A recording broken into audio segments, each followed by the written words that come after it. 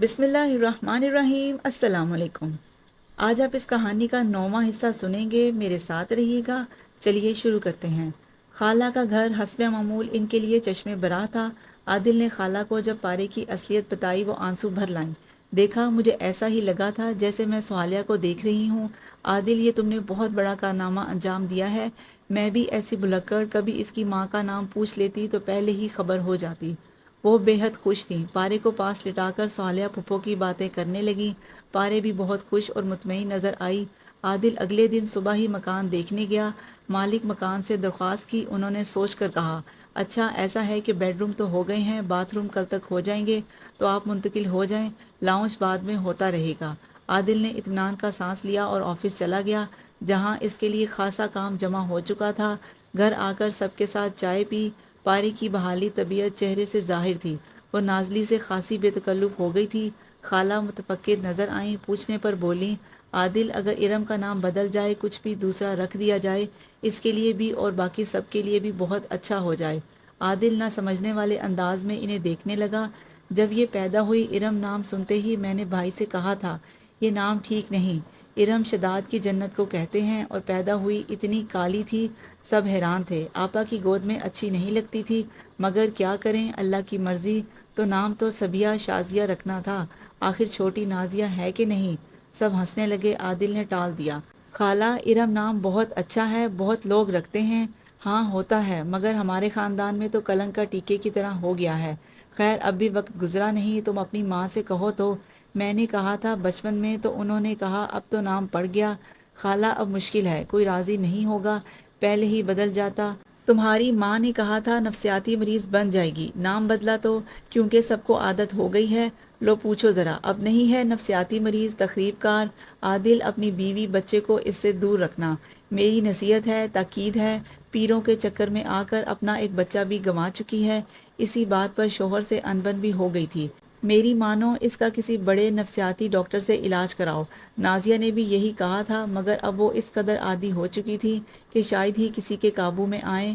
شاید یہ بھی نشے کی صورت ہو۔ ایک اور صورت ہو سکتی تھی کہ اماں، ابا، بھائی بہن سب ان سے لاتعلق ہو جائیں۔ بالکل لاتعلق، لیکن ایسا بھی ممکن نہ تھا۔ گھر قابل رہائش ہو چکا تھا، دونوں منتقل ہو گئے۔ پارے بہت خوش نظر آئی۔ گھر والی بیگم نے بھی پارے کو پسند کیا، دونوں میں خاصی دوستی ہو گئی۔ خالہ آ جاتی تو محفل میں جان پڑ جاتی۔ خالہ نے انہیں سہیلی بنا لیا۔ کبھی انور بھائی کی بیوی کچھ پکا کر لے آتی یا آ کر پکا کر رکھ جاتی۔ کبھی مالک مکان کی ملازمہ کچھ کام کر جاتی، خاصی سہولت تھی، ملازمہ صبح ناشتہ بنا جاتی۔ عادل کی کوشش تھی کہ پارے کو کچھ نہ کرنا پڑے۔ وہ اس گھر کو پارے کے لیے جنت بنانے کی کوشش کر رہا تھا، اپنی محبت، توجہ اور حسن سلوک سے۔ جوں جوں وقت گزر رہا تھا، پارے کی خوبیاں ظاہر ہو رہی تھیں۔ اس کی کوشش تھی کہ وہ عادل کی توقعات پر پوری اترے۔ شاید اسے بھی عادل سے محبت ہو گئی تھی۔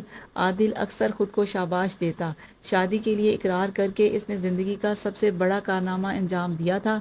جمشید کا کہنا کہ ماں بہن اس سے اچھا رشتہ نہیں ڈھونڈ سکتی، کتنا صحیح تھا۔ اچانک شادی، وہ کہکا لگاتا، پارے حیرانی سے دیکھتی، کیا ہو گیا؟ وہ پھر ہنستا۔ وہ کہکا لگاتا، پارے حیرانی سے دیکھتی، کیا ہو گیا؟ وہ پھر ہنستا۔ میرا مذاق اڑا رہے ہیں؟ وہ اپنے حلیے کو دیکھ کر برا مان کر کہتی، نہیں، بہت اچھی لگتی ہو اس حلیے میں، اللہ نے بنایا ہے یہ حلیہ تو اچھا ہی تو ہے۔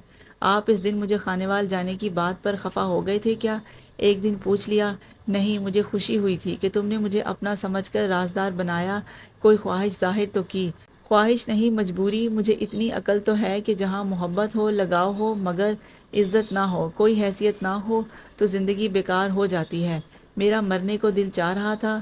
عادل نے اس کی اداس صورت دیکھی۔ کم بولتی تھی مگر اچھا بولتی تھی، اس کی سوچ مثبت تھی، نیک روح فرشتہ، کبھی کوئی شکوہ نہ شکایت۔ تم یہاں خوش ہو میرے پاس؟ وہ شرما گئی، سر نیچا کر کے مسکرائی۔ آپ کو کیا لگتا ہے پتہ نہیں چلتا؟ تم کچھ ظاہر کرو گی تو معلوم ہوگا میں ذرا کم عقل ہوں۔ وہ تکیے میں منہ چھپا کر ہنسنے لگی، ہنستی چلی گئی۔ عادل کے اندر ہنسی پھوٹنے لگی، مگر بظاہر برا مان کر پوچھا، میری کم عقلی پر ہنس رہی ہو؟ تکیہ ہٹا کر بولی، جی نہیں، چالاکی پر، جانتے بوجھتے معصوم بنتے ہیں۔ اپنی جنت کسے بری لگتی ہے؟ عادل نے زور کا نعرہ لگایا، محبت کا اظہار اس سے بڑھ کر اور کیا ہوگا؟ اپنی جنت۔ پھپھو بغیر اطلاع آ گئیں، انہیں پارے کی فکر تھی۔ پارے اور بچے کا بہت سا سامان بھی لائی تھیں۔ بچہ ہونے تک یہیں رہیں گی؟ یہ سن کر عادل کو اطمینان ہو گیا۔ پارے بھی خوش تھی، اب وہ چہرے سے ہی نہیں الفاظ سے بھی جذبات کا اظہار کرنے لگی تھی، یعنی اسے عادل کی محبت کا اعتبار آ گیا تھا۔ یہ بھی عادل کی کامیابی تھی، پہلے صرف چہرہ بولتا تھا، اب وہ خود بولتی تھی۔ خوشیوں کا سیلاب عادل کی زندگی کی ناؤ کو کنارے پر لے آیا تھا۔ بار بار جمشید کو فون کر کے شکریہ ادا کرتا، وہ خوش دلی سے کہکا لگاتا، آپ نے بتایا نہیں، مجھے خانیوال لے جانے کی بجائے یہاں کیوں لے آئے تھے؟ وہ بھی خالہ کے گھر؟ ایک بار پھر سوال کیا۔ عادل ہنس پڑا۔ اس دن آپ کی تقریر کا ایک جملہ میرے دل پر ٹھا کر کے لگا کہ آپ کو میری ضرورت نہیں، تو اپنی ضرورت کا احساس ہوا، یقین دلانے کے لیے سیدھا ادھر لایا۔ خالہ کا گھر بھی تمہارا میکا ہو گیا ہے؟ وہ منہ بنا کر بولی۔ اچھا، میرے کہنے سے احساس ہوا؟ احساس بھی تھا، ضرورت تو تھی ہی، لیکن تمہارے جملے نے سیدھا دل کو چیر دیا، چوٹ خاصی لگی۔ ابا کا فون آتا ہی رہتا تھا، فکر مند تھے، اس نے پھپھو کے آنے کا بتا کر اطمینان دلا دیا، لیکن اس دن فون پر ابا نہیں آپا تھیں۔ حیرت، چیختی چنگھاڑتی آواز، تمہیں مبارک ہو، تمہارے بہنوئی نے دوسری شادی کر لی ہے نا؟ تمہاری مرضی کی خبر، یہی چاہتے تھے تم، میرا گھر اجڑ جائے۔ میرا گھر؟ تو لو پھر جشن مناؤ، جی بھر کر تباہ ہو گئی میں، سوکن آ گئی ہے، خوش ہو جاؤ، میرے بچے ستیلی ماں کے ظلم کا شکار بنیں گے، تم اور تمہاری ڈائن بیوی، اسی کی بد دعا لگی ہے مجھے۔ عادل نے گھبرا کر فون رکھ دیا۔ خوشیوں کے باغ میں خزاں کا جملہ، آخر بہن تھی، دکھ تو ہوا، مگر ارشاد بھائی بیچارے بھی کیا کرتے؟ پچھلے 9-10 ماہ سے آپا اپنے گھر نہیں گئی تھی، بچے ان سے خفا، ارشاد بھائی پریشان۔ 2 ہفتے پہلے ان کا فون آیا تھا، پریشان تھے، کہنے لگے ملازمہ کے ہاتھ کا بنا ہوا کھانا بچوں کو پسند نہیں آتا، گھر صفائی طلب ہے، کسی طرح اپنی بہن کو آنے پر راضی کرو، دفتر کا کام ادھورا چھوڑ کر آتا ہوں، ملازمہ نہ جانے کیا کچھ چوری کر چکی ہے، اسے بھی نکال دیا، اس سے کہو جاتی رہے پیر کے پاس، مگر آ تو جائے۔ مگر یار، میں ماں باپ دونوں کا کردار ادا نہیں کر سکتا، سرکاری ملازمت ہے، چھٹی بھی مشکل سے ملتی ہے۔ بھائی آپ خود جا کر بات کریں، بلکہ پکڑ کر لے آئیں، ابا اماں مداخلت نہیں کریں گے، آپ کا حق ہے۔ حق؟ وہ میرا حق تسلیم کرے تو بات کروں، کیا تھا میں، وہ پیر کی غلام بن گئی ہے، کہتی ہے پیر صاحب نے کہا ہے ارشاد بے وفا ہے، اس نام کا شخص محبت نہیں کر سکتا، دوسری کر لے گا، تمہارے لیے واو کا لفظ سوٹ کرتا ہے، واصف، واسق، وجاہت، وقار، یہ نئی اطلاع پیر نے دے کر انہیں بدظن کر دیا ہے۔ میرے سامنے نہیں آئیں، پردے میں رہ کر بات کی، اب بتاؤ کیا کروں؟ آپا واقعی پیر کی غلام بن چکی تھیں، جیسے اس پیر پر الہام ہوتا ہو، یقین کر لیتی تھیں۔ رات کو فون کیا، ڈرتے ڈرتے نازیہ نے اٹھایا، آپا کی آہو فغاں جاری تھی، صبح سے یہی حال ہے۔ نازیہ بتانے لگی، بھائی صاحب کئی دفعہ آئے، آپا نے دھکے دے کر گھر سے نکالا، اب سب کو گالیاں کوسنے، کیا میں یا آپ، عامر، سب ان کے دشمن ہیں، ان کا خیال ہے ہم نے بھائی صاحب کی شادی کروائی ہے، وہ بھی کیا کرتے، مجبور ہو گئے تھے، آپا ان کے گھر جانے کے نام پر لعنت بھیجتی تھی، اب انہیں سوکن کو تباہ کرنے کے لیے تعویذ یا تجویز لانی ہے۔ پیر صاحب سے، بھائی اچھا ہوا آپ بھابھی کو لے گئے، ان کو بھی بددعائیں دے رہی ہیں۔ نازیہ بھری بیٹھی تھی، بولتی گئی، عادل سخت پریشان تھا۔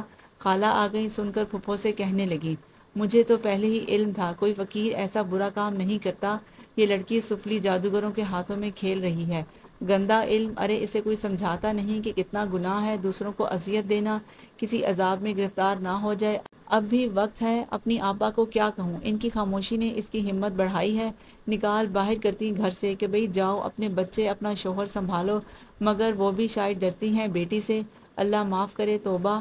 پھپھو خود فکر مند تھی، یوں بھی اماں کی، آپا کی حمایت کی وجہ سے خاندان والوں سے ان بن ہو چکی تھی، پھپھو سے، خالہ سے، اور نہ جانے کون کون سے لوگوں نے ملنا چھوڑ دیا تھا، نہ جانے کون کون ان کی نفرت کا نشانہ بنا ہوگا۔ ابھی تک پارے کو آپا کے بارے میں علم نہ تھا، کسی نے بتایا بھی نہیں، وہ تو اپنی جنت میں گم تھی، پھپھو کے لائے ہوئے بچے کے کپڑے کمبل میں کھلونوں میں کھیل رہی تھی، خوش ہو رہی تھی، میکے سے آیا ہوا سامان اس کی دلیل تھی۔ پھر ایک دن وہ آفس سے گھر آیا، گھر خالی تھا، دل میں عجیب عجیب وسوسے آنے لگے کہ اچانک۔